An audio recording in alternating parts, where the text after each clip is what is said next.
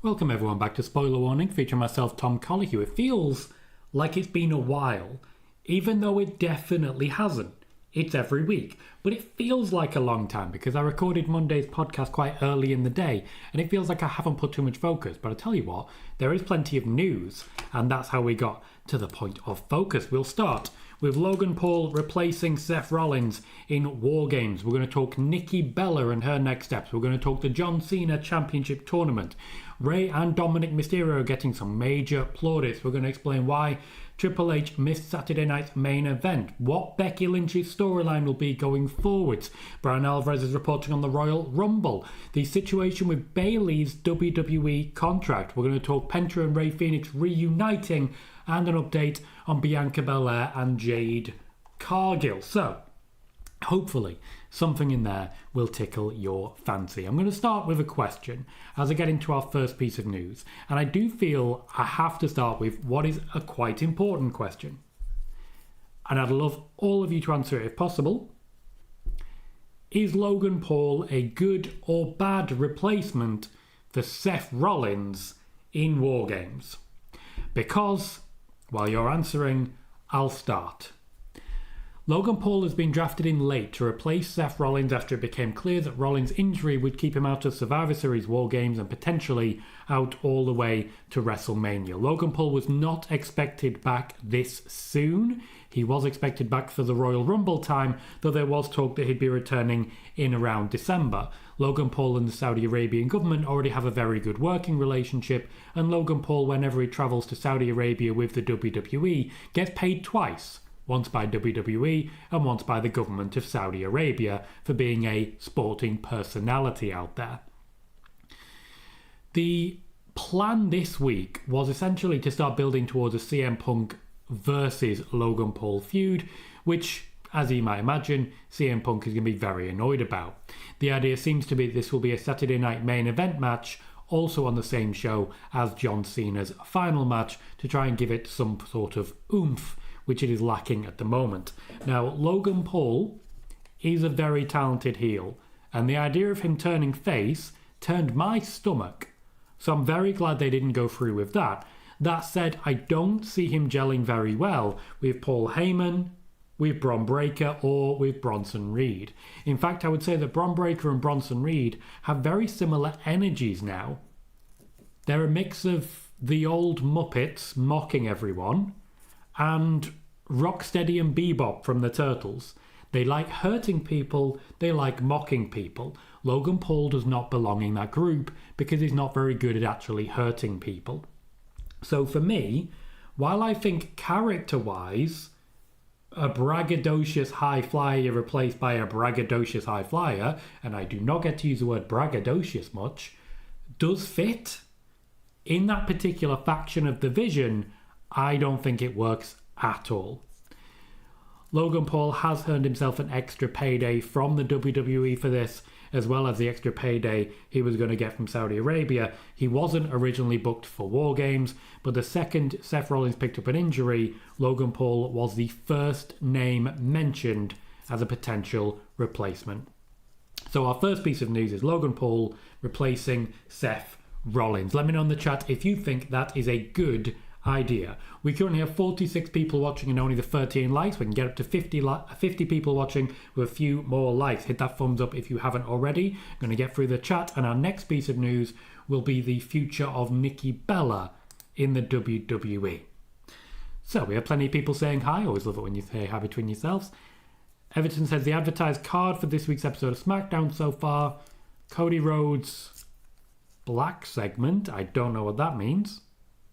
Alistair Black, Ilya Dragunov's US Open Challenge, Rey Fenix versus Tola Tonga, and Chelsea Green versus Julia in a rematch for the United States Championship. Sledgehammer says howdy everyone. Howdy Sledge. Eric says any news on a Bianca return? Yes. Declan says I don't understand the question. You said what, Rich Holland getting fired while being injured? Yes, he was. Ray UK, welcome Ray, is so glad to see Tia Hale return to NXT.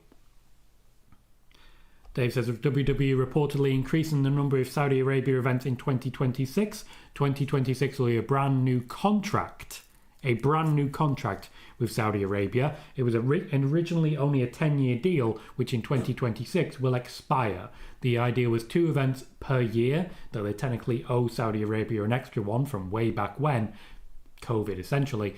But when it comes to Saudi Arabia, they want more now.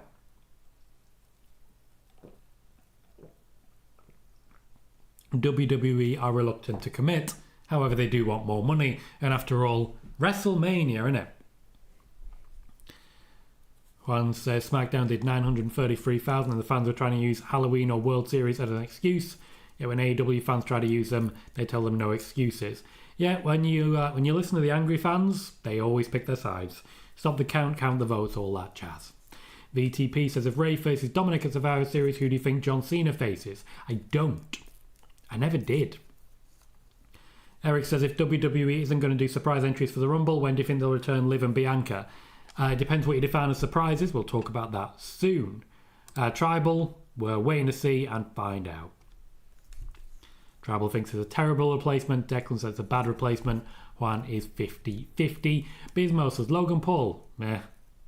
King Azza says it's a good replacement. Cecil says bad. Period. I've known some bad periods in my life. Bayley says for the IWC, not a great replacement. For the casual fan, it's probably a plus. I like that differentiation. I get where you're coming from. Eric says a bad replacement. VTP says, when do you think Brock gets involved for Wargames next week or the week after? I don't necessarily anymore. I don't. It made sense when it was going to be a fight over Paul Heyman. Still possible, of course, but it'll be interesting to see Logan Paul and Brock Lesnar standing side by side. That's an interesting position to be in. Sledgehammer says, bad replacement, talented wrestler, but I just don't like him as a person. Accusations of which have followed Logan Paul around for his entire career. Talented at what he does. Poor person. John says, I believe this was recently, but Sonya Deville has confirmed her time in the ring is over and she enjoyed her 10 years in WWE. Sonya Deville was incredibly talented. Still is incredibly talented. And the only reason she's retiring right now, she is retiring is because of one absolute fuckwit who decided that she was his property. Derailed one hell of a push in one hell of a moment, which would have resulted in Sonya Deville becoming SmackDown Women's Champion. Would have resulted in a WrestleMania match between Sonya Deville and Mandy Rose. But that's not what we got. Autumn says, will Logan be joining permanently? No. Liam says, do you see Brock and Theory joining the Vision team? Not sure on Brock. Austin Theory, there is still talk of that. And in that way, Logan Paul and Austin Theory, that works perfectly. That works perfectly. Daniel says, happy Friday. Hey everyone. Welcome, Daniel. Good to see you. Eric says he sort of fits in the Vision, but they need to rename the faction. Yeah, and I think he probably won't be there long enough to warrant it. Dave Strummer thinks the WWE made a mistake giving Jade Cargill the championship. With where they're going, I don't think they did. Doing good, thank you, Eric. Welcome to the show. Calvin says there's no way Theory is going to be involved with the Vision. They wanted someone who can create more buzz. Theory should be a babyface anyway. Reckon it's still likely. Juan says, hey Tom, if I remember correctly, didn't the Aleister Black vs Cody Rhodes feud start in AEW? Yet fans give AEW backlash for using WWE past feuds. There are so many people in WWE formerly from AEW, that they're going to cross paths eventually. This is also true of so many people from WWE in AEW, that they're going to cross paths eventually.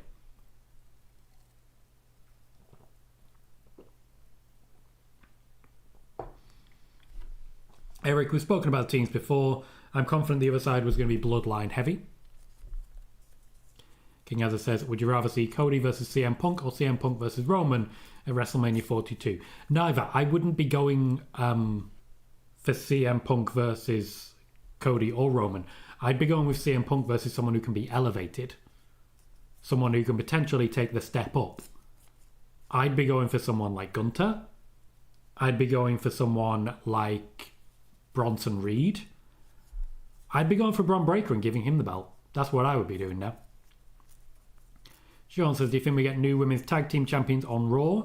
Many are speculating Io and Rhea will return and make sure Kabuki Warriors don't win.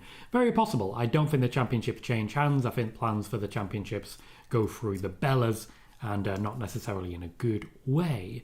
Robin Dave says, who do you think took out Jacob Fatu in a storyline perspective? My opinion, Randy Orton, because we still got to get Randy for Cody Rhodes with a championship. I think it depends. I think it's still possible it could have been Cody. And we are heading towards a Cody Rhodes versus Jacob Fatu championship feud. Logically, regardless of what happens, Jacob Fatu will beat up Drew McIntyre anyway. Dave says, what's next for Grayson Waller? More of the same. Chris says, good decision to add Logan as he is probably their biggest heel. Eric says, there's no Tiffany. Who do you think Jade faced in the wait for the impending Bianca return? There are plenty of people, but I think it's most likely, unfortunately, is another Nia Jax match. Calvin says, I can't stand it when title losses are so quick. Tiffany versus Jade at Saturday Night Main Event should have been at least 10 minutes. There is speculation that Tiffany is carrying a pretty serious injury, which is why she'll be taking time off shortly. She was already booked for that time off, so I find that part unlikely. Cecil says, speaking of horrible people, how about LA Knight not helping his sister Maxine Dupree get ready for Becky Lynch? Horrible. Well, to be fair, when he shed his skin and abandoned the name of Max Dupree, he stopped being Max Dupree, the brother of Maxine Dupree. Yeah, I just wanted to remind you about the history of the guy. He had a bad hand. Sean says, who's your pick to win the tournament to face John Cena in his final match? Rumour Mill very much says Gunter. Dave says, do you see Jey Uso turning heel anytime soon? Yeah, and I think the fans are actually more likely to make it happen than save him from it. Marcel says, hi Tom and chat, how are you all? Doing very well, thank you Marcel, welcome to the show. Erin says, hey everyone, hope everyone is doing well today. Welcome Erin. BTP says, do you think AJ Lee gets involved for Wargames? For Wargames, no. For Survivor Series, yes. Juan says, hey Tom, also according to you, it looks like Bayley might be leaving. Do you potentially see Mercedes and Bayley as champions since Money and Athena collapsed in the first round? I do have something on that I will be coming to a little later, Juan. Bear with me. Declan says, I love Becky's promo mentioning the Breaking Bad reference last Monday. It was funny. Becky's promos have, for the past few months, been very much rip-offs of Donald Trump. Very effective. Sean says, Cody said on the All the Smoke podcast, his next WWE contract is probably his last. Yeah, he's got quite a few years left of this one. And then likely the next one will be for another 3 to 5 years. So he's got at least 5, probably 8 years still to go. Reckon he'll be fine. Dave thinks it was Drew McIntyre. Liam says, is LA Knight being punished after holding a We Want Knight, Not Uso sign? No. And which surprise superstars do you expect to see in Cena's tournament? And the big surprise at the moment will be Gunter. But I don't think there'll be any particular surprises. If you're expecting Edge and Chris Jericho, I wouldn't really be getting your hopes up. I just answered this question, Eric. No. LA Knight is not in trouble for holding up any signs. He's not. Next piece of news is as regards Nikki Bella. 1 like away from 20. Please check if you have hit that button. Nikki Bella is right now doing the job, acting as a jobber with a smile on her face, because she's helping to build a brief championship feud between Stephanie Vaca and Roxanne Perez by giving to Roxanne Perez. Roxanne Perez looked good in beating Nikki Bella on Raw, and Nikki Bella is not just open to the idea, she's asking to take pins on Stephanie Vaca's behalf to build up her opponents. Having won the championship, Stephanie Vaca was asked who she wanted to work with, and Roxanne was apparently at the top of the list. There is a long-term consideration for a Nikki Bella heel turn, which would result in a Nikki Bella versus Stephanie Vaca feud, which Stephanie Vaca would also win. Nikki Bella, as I've mentioned, is eager to lose matches to the next generation of women's wrestlers and help them develop. This is all, of course, a build over time because WWE is still working on a new deal for Brie Bella, which would mean that Brie Mode returns and the Bella Twins compete for the Women's Tag Team Championships. They are currently rebuilding, again, the Women's Tag Team division, and the Bella Twins are apparently an important part of that if they're able to convince Brie Bella to turn up. Dave says Jacob Fatu was the best thing in WWE before he got injured. All gas, no brakes. Robin Dave says, do you think we still get that Cody heel turn before he retires?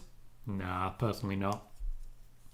Sean says, I think Joe Hendry will be in as a TNA representative. He's been on John Cena's list the entire time. Declan thinks it was Damian Priest who attacked Jacob Fatu. Juan says, heel Jey Uso equals no yeet fan reaction, but with a different wave movement. Yeah, pretty much. The thing is, if you remember, Daniel Bryan became popular because he said yes. Except he didn't. He became popular because he didn't say yes. In fact, what he said was no. So everyone else said yes. And then he started to say yes. And they were like, yeah, we've always said that. Why aren't you going for it? In reality, this was true with The Rock as well. If something's not working, turn heel, lean into it, and when people become contradictory in the other direction, turn face again. Works every time, 70% of the time. Eric says, who do you think is going to be the not of this company part of the bracket? Is there a not of this company part of the bracket? Joe Hendry's a good shout. Ray, I'm not sure who did win in 2006, but there wasn't a women's rumble there. Liam thinks Obafemi could be a surprise. If that's the case, he's going to lose his debut on the main roster. Cecil says, any news on Chad Gable? Still injured and still recovering, unfortunately. Glad to hear that, Dave. Glad to hear you're enjoying it. Hopefully you guys are enjoying it. I do always like to have a quick check-in every now and then. We've got a slightly new format nowadays. On Fridays, we're doing the live shows. On Mondays, we're doing the podcasts. For those that did watch, particularly this week's podcast, which is Bray Wyatt Heavy, what did you think? The last few weeks of podcasts, I've sort of flitted from topic to topic. This time around, I dedicated the entire time, nearly 40 minutes, to Bray Wyatt and the Wyatt Six, and I just talked. Is that something you guys enjoy? Or would you prefer videos more pointed on news or different things like that? Are you enjoying the podcast format, essentially, is what I'm asking. Let me know your opinions in the chat. I'd love to hear them. King Heather said, did you hear on Raw, Jay is starting to get booed because he's being overpushed? Yep. He'll be a heel soon, don't you worry. The John Cena Championship Tournament is a great idea in my opinion. It is designed to showcase different wrestling styles and boost ratings, dragging more people in, getting more people's attention, and of course, presenting a few matches that you're just not going to see elsewhere. I am excited by the options available to us. I'm excited by the possibility of a bit of strong style, a bit of rough and tumble. I'm excited to see people get an opportunity to compete with John Cena, even though, as we know, they don't actually have any opportunity to compete with John Cena. It also provides an opportunity to pivot, to properly separate some wrestlers who desperately need it. I'm talking about Penta and Rusev, who've been chained together for so long now, even though it actually hasn't been that long, that I feel bored of the comparison. Let's get them separate. Let's get them doing different things. Here's a great opportunity to make that happen. Sometimes you've just got to say enough is enough and it's time for a change. Hey Ed, good to see you, mate. Dave, I've shared my opinions on the Rumble a couple of times. I still can't get Sami Zayn out of my head. But at this point, it's quite hard to say. Thank you, Rabbit. Appreciate that. Calvin, anyone can still feud. That doesn't mean they're going to. One says, I'm enjoying the podcast. I'll take anything, whether it's news or the Wyatt pass. To be fair, it was very Wyatt related, but I also did manage to sneak a little bit of news in there. There's a pretty big spike when I mentioned Alexa Bliss. Liam says, do you see Punk versus Cena happening on one of the two Raws that sees Cena go for never seen 18th? No. Cena versus Punk has already happened in the retirement tour. Sean says, if Charlotte Flair and Alexa Bliss win on Raw this Monday, they will tie for the most defenses of the Women's Tag Team Championships in a reign. When I talk about rebuilding, this is what I'm talking about. Noob says, hello, Mr. Colohue. How are you doing today? Doing very well, thank you, Noob. Welcome to this show. Glad you spotted that, Chris. Calvin says, it's amazing how WWE has a history of heels getting over and cheered while in heel factions, Batista, China, Rhea, Jay come to mind. Yep, absolutely. And when people reach that level, it's time to flip them. And Jey Uso has now reached that level in reverse. It's time to flip him. Juan says, I also agree with you, Tom. In WWE today, there's no more larger-than-life characters that will ever have the aura of Bray Wyatt. Glad you enjoyed it. Glad to hear that. And yeah, I naturally do agree. Joe, welcome, mate. Said, love the pod. Think a mixed bag of profiles like the Bray and news would be awesome. Maybe 1 week profile and 1 week news. Interesting. Well, what I was thinking, one of the methods I consider is that if, for example, the topics I have don't cover a full half hour, I then do go into news recaps and, of course, the wrestling receipt. There was no wrestling receipt this week because, well, I went too long talking about Bray Wyatt. I got too into it. So, yeah, I missed out on a wrestling receipt, and hopefully, if that's something you guys are still interested in, we'll be talking about that even more. We have some news on Rey and Dominik Mysterio. Now, Dominik Mysterio is in position for a pretty major push. I genuinely think he may be a Rumble winner to face Cody Rhodes at WrestleMania, and I'd be very excited for that. Rey Mysterio's come back into the play because Rey Mysterio versus Dominik Mysterio is a feud being planned for the AAA Mega Championship. And the promo on Monday Night Raw was a fantastic use of both of them. Both men got huge plaudits backstage to their face and behind their back for their segment, particularly the clever use of Eddie Guerrero's name. As regards Dominik and Rey, they were said to be giddy as children for the reaction that they received. The fans hugely embraced them, hugely embraced everything they were doing, and they were thrilled with the reception that they got. Sledgehammer says, really enjoying the split format Monday podcast, Friday live show. Last week's podcast about Bray was excellent. Glad to hear it. Thank you for positive feedback. Autumn says, I say Joe Gacy, but he still will never be Bray. Sean says, GTA 6 got pushed back until November. That guy's never going to come out. He's really not. Dave says, do you think the Hardy Boys or Dudley Boys are the greatest tag team? I think teams like New Day, Usos, Street Profits have massively surpassed anything that the Hardy Boys or the Dudley Boys could ever do. Declan says, I still want a WWE draft. It feels like both Raw and SmackDown are dry. I agree. They need a shake-up. They need a switch-up. They need some new blood. Michael, welcome, mate. Good to see you. Jan says, do you believe in Joe Hendry? Eric says, Dom saying don't use my father's name without skipping a beat. He waited just long enough. Hector says, I wouldn't mind Rey taking the mega title off of Dom. Ending his career in Mexico will be a poetic ending to Rey's career. He is looking to wrap up at this point. Noob says, Asuka said in her YouTube video yesterday talking about her 10-year anniversary in the WWE, got a question for you and everyone. Do you see Asuka as a legend in the WWE Women's Division? I do not. I think she had some very good runs. I think she's had a lot of injuries, and I think the WWE never really trusted her to carry the name. So, I don't think it's her fault. There were extenuating circumstances, but no, I do not. Dave says, who's your favourite wrestler of all time? So, historically, it's been Triple H. And I know this may come across as recency bias, but the reason was, I started watching in 1998, August. The first pay-per-view I watched was SummerSlam 1998, where Triple H vanquished The Rock in a ladder match for the Intercontinental Championship. And that stuck with me ever since. When he turned heel, and I was 10 years old, I agreed with him. He wasn't getting the rub of the green. He wasn't getting the opportunities. When he was rising up from the corporate ministry to become the WWE champion, I didn't boo him. And that's always been the case. It was the honour of my life to interview the man. It was.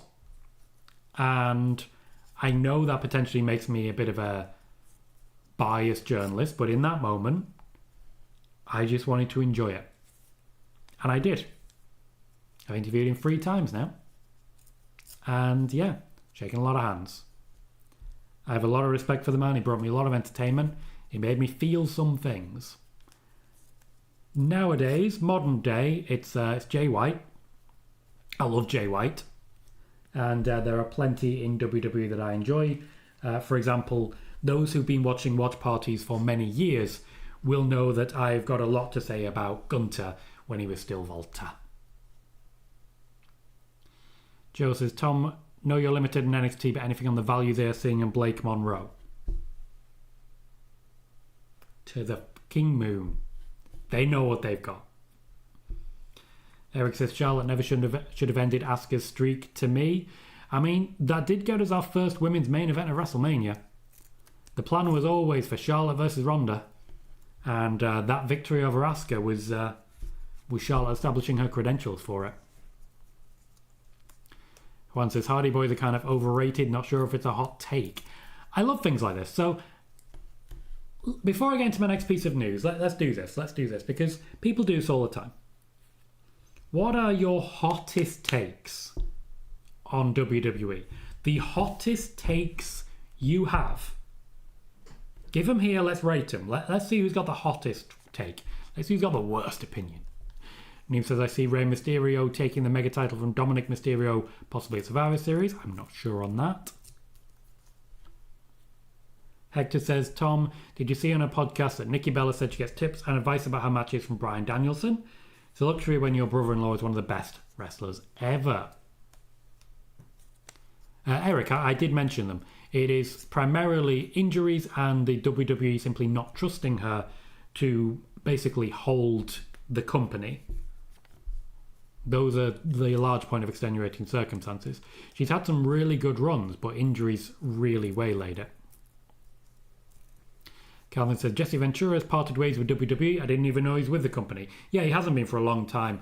It's just that I reported that months ago, and the other journalists are now catching up. Dave really liked Broken Matt Hardy. Never really got that myself. Michael says, hot take, Bray should have ended Undertaker's streak. Undertaker wanted him to, but to be fair, you can say that about most of the people Undertaker feuded with after about 10-0. Eric says, my hottest take, Braun is massively overrated. Now, I'm going to disagree with you on that one, but I do think he's not yet been in enough spotlight to know for sure one way or the other. Liam says, WWE Day 1 changed WWE forever. Brock set to win the championship off Roman at Day 1. The 1,316-day reign doesn't happen, and Cody doesn't finish the story. Dex says, if Asuka isn't a legend, would you consider Naomi or Natalya legend? I would consider Natalya a legend. Naomi has had huge periods out of the company, and once again, WWE just never seemed to rate her. I also struggle beyond matches like the Money in the Bank matches to come up with matches that I could say about Naomi, that was amazing. Whereas Natalya's had great matches with Becky, Charlotte, etc. Hector says Kofi Kingston had one of the worst world title runs of recent history, not because of his fault of his own, not because of any fault of his own, sadly. I agree with that one. I also think Big E had a pretty bad one as well. They just didn't give him anything to work with. Declan says the hottest take in WWE was Becky being the first female to be the face of the company. Charlotte was the first female to be the face of the company. Ronda Rousey was the next female to be the face of the company. And then Becky wrestled it off both of them, kicking and screaming. Eric says another hot take. Brock was the perfect person to end this streak. Michael with another one. Dominik is overrated. I can't agree with that. You know I can't.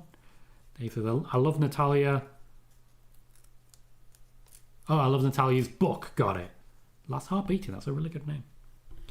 Triple H was in fact missing for Saturday night's main event, as you can likely tell by the pacing of the show. This was due to a prior engagement, but also because there are now so many PLEs that he can't be at all of them. He was confident his team could handle it, and Triple H will be missing from more shows going forwards, not because of any political intention, but because as Chief Creative Officer, he doesn't need to be there. His job is done before the show starts. Chris says, I've read an interview Scott Steiner did that he would be willing to work a Bron Breakker if WWE wanted him to. What's your thoughts? I think that would be a massive backward step for Bron Breakker and probably something he should desperately be avoiding. Ed, with his typical hot take, says Becky Lynch and Sasha Banks are both overrated. Now again, you know I'm not going to agree with you there, but I appreciate that opinion nonetheless. Speaking of Becky Lynch's current storyline in WWE is absolutely on hold. She's simply waiting for AJ Lee to sign on the dotted line, but with Seth Rollins now out of action, the continued feud that was planned between the two WWE power couples of AJ Lee and CM Punk versus Seth Rollins and Becky Lynch is at an end. In the meantime, Becky is asked to work with a number of women backstage to see who she can elevate. As I've said previously, she is writing the creative for her work with Maxine Dupree with the intention of trying to make sure that Maxine gets everything she can out of this feud, the same as Lyra Valkyria did. It's ironic, given that she's providing opportunities for others so desperately whilst pursuing a blatant Donald Trump impression. Yes, you did see Becky Lynch and Asuka teasing a return to their feud. That particular feud is always on the cards, as Becky Lynch is very open about the fact that Asuka is her favourite person in wrestling to work with. Becky Lynch doesn't often feel like she has great matches. The exception is whenever she is in a ring with Asuka.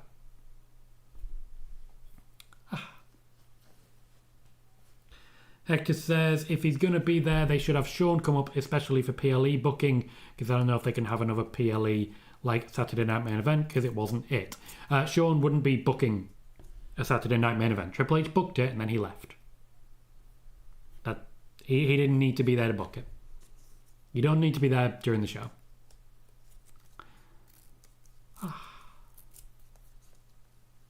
Declan says, who do you see dethroning Becky then? Still AJ Lee. Still confident. Brian Alvarez of the Wrestling Observer, who keeps forgetting that he works for the Wrestling Observer, is saying that the Royal Rumble next year, surprises are unlikely to happen in Saudi Arabia come January because of the travel implications. This is not news. Triple H has never been a surprise for the sake of surprises guy. The surprises will be returns, like Liv Morgan, like Bianca Belair. Those will be the surprises that you get. It will not be we'll fly in the Brooklyn Brawler. That's not how Triple H operates. It never has been. It will not be, we'll sign the Dudley Boys for a week. That's not how he operates. Regarding Bayley and her contract, WWE officials are now open in their belief that they are going to struggle to convince Bayley to sign a new deal with the WWE. The opinion that they're getting from Bayley is that she's simply bored. And I don't blame her. She's done everything she can. She's won everything there is to win. There's nothing left for her in the WWE. Right now, she's not a top name. She's helping to develop other people who might overtake her, but she's not considered in high regard by the WWE. I've spoken to a couple of sources within AEW. I'm not the most well connected there, but from what I've been told, there is big interest in convincing Bayley to join AEW. What I will say, the WWE own the name Bayley, so she would not be wrestling under that name.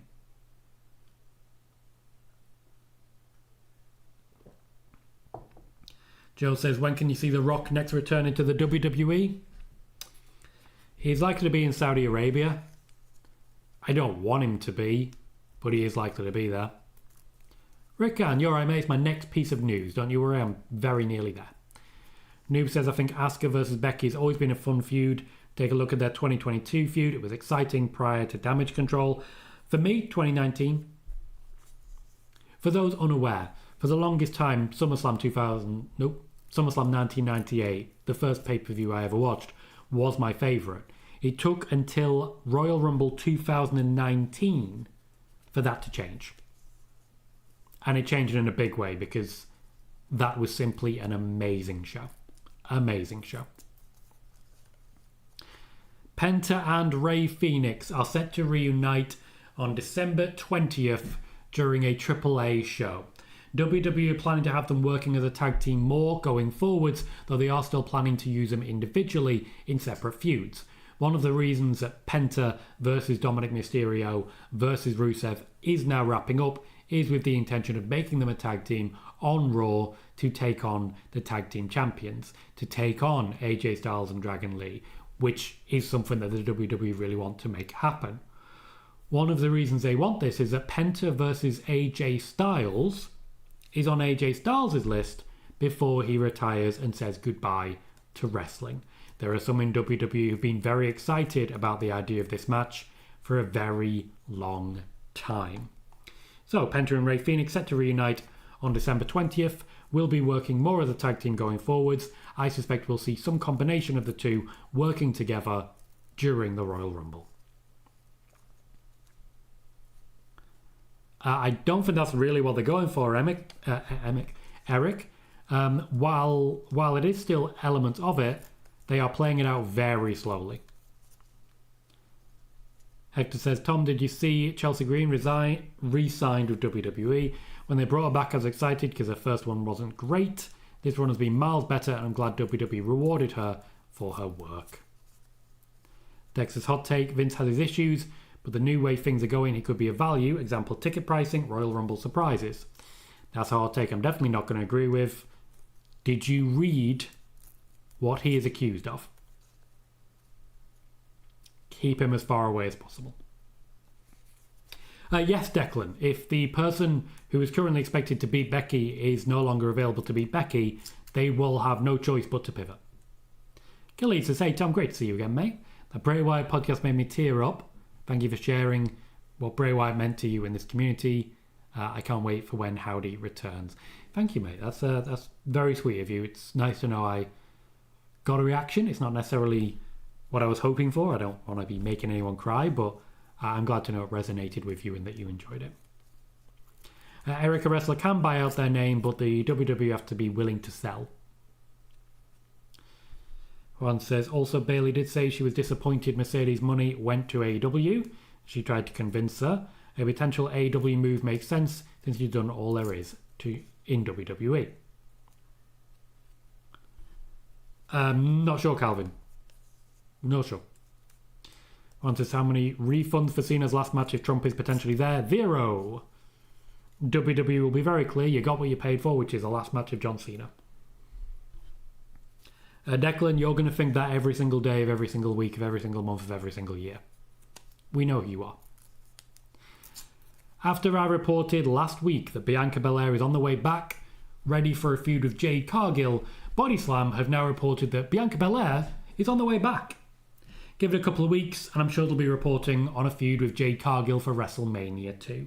How often does this happen, guys? How often? Eric says, how did you become a Bray Wyatt and Jay White fan? I watched them. Yeah. I watched them. Tribal says, when is KO coming back? It'll be a while yet. The physio is going to be draining. It's going to be draining. I'm going to wrap it up there, guys.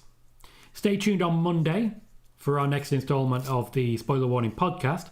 But in the meantime, thank you very much for keeping me company today. I've been Tom Colohue. You've been fantastic. I'll see you all very soon.